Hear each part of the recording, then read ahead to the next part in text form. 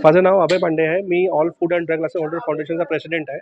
आमचे असोसिएशनमध्ये more than 150 members आहात आमचे आणि त्याच्यामध्ये 48 लोकांचे जवळ लोकांचे पेंडिंग पेमेंट आहात ते अगेन्स्ट मेडिसिन सप्लायचं.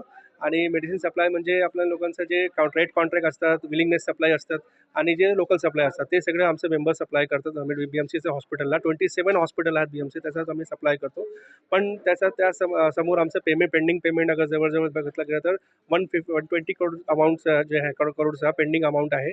आणि 120 करोड रुपीजचा पेंडिंग अमाऊंट सध्या म्हणजे आपण बघितलं गेलं तर लास्ट 4 इयरपासूनचं पेंडिंग अमाऊंट जे आहे ते 27 हॉस्पिटल ज्याला आम्ही लोक सप्लाय करत आहात. आणि आज आम्ही लोकांनी जे स्ट्राईक डिक्लेअर केलेलं आहे म्हणजे सप्लाय बंद केलेली आहे ते त्याच्या संदर्भात त्यांनी साहेबांनी म्हणजे कमिशनर साहेबांशी बोलणं झालं आणि AMC साहेबांशी बोलणं झालं. त्या संदर्भात त्यांनी आश्वासन दिलं आहे की आम्ही लोक पेमेंट क्लिअर करणार आहात.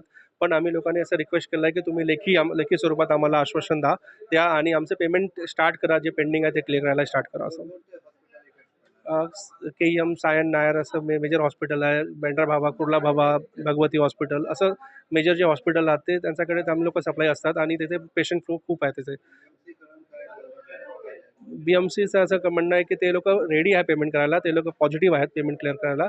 त्यांनी AMC साहेबांनी रिव्ह्यू घेतलेला आहे आणि ते एग्री आहे ते पेमेंट क्लिअर करायला.